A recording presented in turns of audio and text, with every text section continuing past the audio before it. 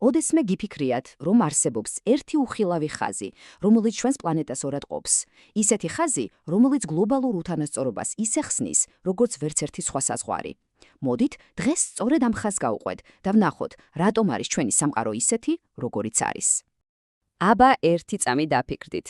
რა არის ის მთავარი საზღვარი, რომელიც ჩვენს სამყაროს რეალურად ორ ნაწილად ყოფს? თუ ეკვატორი გაგახსენდათ, გასაგებია, ბევრი ასე ფიქრობს, მაგრამ ნამდვილი პასუხი გაცილებით უფრო რთული და საინტერესოა. აქ საუბარია არა გეოგრაფიაზე, არამედ სოციალურ-ეკონომიკურ საზღვარზე. ჩვენ ვუყურებთ სამყაროს, რომელიც ფაქტობრივად ორადაა გახლეჩილი. მაგრამ, ვიმეორებ, არა გეოგრაფიულად, ეს არის დაყოფა სიმდიდრესა და სიღარიბეს შორის, განვითარებასა და გამოწვევებს შორის. და აი, ჩვენი დღევანდელი ამბის მთავარი გმირიც ბრანდის ხაზი. ეს რა თქმა უნდა ფიზიკური საზღვარი არ არის, ეს არის მოდელი, იდეა, რომელიც გვეხმარება დავინახოთ და გავიგოთ გლობალური ეკონომიკური დისბალანსი. და აი, ყველაზე გასაოცარი დეტალი, რომელიც ჩემი აზრით ყველაფერს ამბობს. ეს ხაზი რუკაზე უცნაურად იხრება სამხრეთისკენ, მხოლოდ იმისთვის, რომ ავსტრალია და ახალი ზელანდია ჩრდილოეთის ნაწილად მოიხსენიოს. ხომ ხვდებით, მიუხედავად იმისა, რომ ისინი გეოგრაფიულად სამხრეთში არიან, განვითარების დონით ჩრდილოეთს ეკუთვნიან. ეს ერთი ფაქტი ამტკიცებს ყველაფერს. აქ საქმე ეკონომიკას ეხება და არა გეოგრაფიას.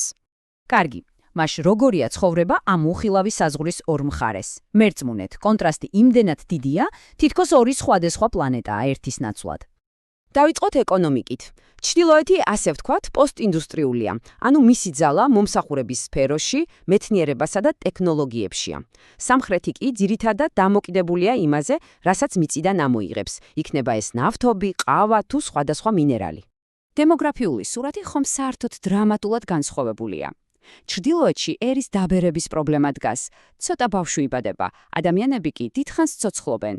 სამხრეთში კი პირიქით, ნამდვილი დემოგრაფიული აფეთქებაა, სადაც მოსახლეობის უდიდესი ნაწილი ძალიან ახალგაზრდაა. აი, უბრალოდ დაფიქრდით ამ ციფრზე. გლობალურ ჩრდილოეთში სიცოცხლის საშუალო ხანგრძლივობა ხშირად 80 წელს აჭარბებს.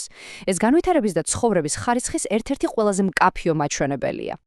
და აი კიდევ ერთი შთამბეჭდავი ციფრი. ჩრდილოეთში მოსახლეობის მხოლოდ 2-დან 5%-მდე მუშაობს სოფლის მეურნეობაში. მაგრამ მაღალი ტექნოლოგიების წყალობით ეს მცირე ნაწილი ახერხებს, რომ არა მხოლოდ საკუთარი ქვეყნები, არამედ მსოფლიოს დიდი ნაწილიც გამოყვებოს. სამხრეთის ქვეყნების უმეტესობას სამწუხაროდ რაღაც საერთო ისტორია აქვს.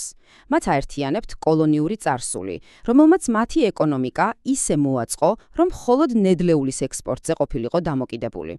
ამის შედეგს კი დღეს ვხედავთ. უზარმაზარი უფსკრული მდიდრებსა და ღარიბებს შორის და მსოფლიოს უდიდესი ღარიბთა უბნები, ანუ სლამები. თუმცა, რა თქმა უნდა, ყველაფერი ასე მარტივად შავ-თეთრად არ არის. სამყარო იცვლება და ბრანდის ეს ხაზიც უფრო და უფრო ბუნდოვანი ხდება. რეალობა ბევრად უფრო ჭრელია. მოდით დავშალოთ. არსებობს ჩრდილოეთის მდიდარი ბირთვი, ანუ დიდი შვიდეული. მერე არიან ახალი ინდუსტრიული ქვეყნები, რომლებმაც წარმოუდგენელი ეკონომიკური ნახტომის შეძლეს. ცალკე კატეგორია ნავთობით მდიდარი სამხედროებები. და რა თქმა უნდა, არიან ყველაზე ნაკლებად განვითარებული ქვეყნები, რომლებიც ამ უთანასწორობის ციკლში სამწუხაროდ ჯერ კიდევ ჩარჩენილები არიან. მთავარი დასკვნა კი ეს არის, ის გეოპოლიტიკური და ეკონომიკური რუკა, რომელიც ერთ დროს თითქოს სტატიკური ჩანდა, ახლა მუდმივ მოძრაობაშია. და ამ ცვლილების მთავარი ძრავები არიან ისეთი ქვეყნები, რომლებიც ტრადიციულად სამხრეთს მიეკუთვნებოდნენ, მაგალითად ჩინეთი და ინდოეთი. დღეს ისინი გლობალური ეკონომიკური გიგანტები არიან და თამაშის წესებს თავად წერენ. კარგი, მაგრამ თუ სამყარო ასე სწრაფად იცვლა, რატომაა რომ ეს უზარმაზარი უფსკრული მაინც არსებობს? პასუხი სისტემურ მიზეზებშია, რომლებიც ამ უთანასწორობას 10 წლეულების განმავლობაში, ასე ვთქვათ, კვებავს. მოდის სამ მთავარ ფაქტორს შევეხოთ. პირველი, სამხრეთი გაცილებით მეტად ზარალდება კლიმატის ცვლილებით. მეორე, ძალიან მტკივნეული თემა, ტვინების გადინება, როცა საუკეთესო კადრები უკეთესი ცხოვრებისთვის სამშობლოს ტოვებენ. და მესამე, გადამყვეთი ფაქტორი, არათანაბარი სავაჭრო პირობები. მარტივად რომ თქვათ, ჩრდილოეთი იაფად ყიდულობს ნედლეულს და შემდეგ ძვირად ყიდის უკან იმავე სამხრეთს უკვე მზამ პროდუქტს. მაგრამ ქვეყნის განვითარება მხოლოდ ფულია? რა თქმა უნდა არა. საბედნიეროდ არსებობს ბევრად უკეთესი საზომი, რომელიც ადამიანის კეთილდღეობას ითვალისწინებს. ეს არის ადამიანური განვითარების ინდექსი, ანუ HDI. ის არ უყურებს მხოლოდ შემოსავალს, არამედ აფასებს, თუ როგორია რეალურად ცხოვრების ხარისხი ამა თუ იმ ქვეყანაში. ის სამ ძირითად კომპონენტს ეფუძნება. პირველი, ჯანმრთელობა. ანუ რამდენ ხანს ცხოვრობენ ადამიანები. მეორე, განათლება. ანუ რამდენად ხელმისაწვდომია ცოდნა. და მესამე, ცხოვრების დონე. ანუ შემოსავალი. სწორედ ამ სამის ერთობლიობა გვაძლევს სრულ სურათს. და როგორც ეს სქემა ნათლად გვიჩვენებს, განსხვავება კოლოსალურია. ჩრდილოეთში ინდექსი როგორც წესი 0.8-ზე მაღალია, რაც ძალიან მაღალ განვითარებაზე მიუწითებს, სამხრეთში კი სამწუხაროდ ხშირად 0.5-ზე დაბალია.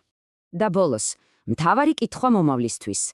იმ ფონზე, როცა ძალთა ბალანსი იცვლება და ძველი საზღვრები მნიშვნელობას კარგავს, როგორ შეიძლება მსოფლიოს ეს უხილავი რუკა? როგორი იქნება ის ხვალ? ამაზე დაფიქრება ნამდვილად ღირს.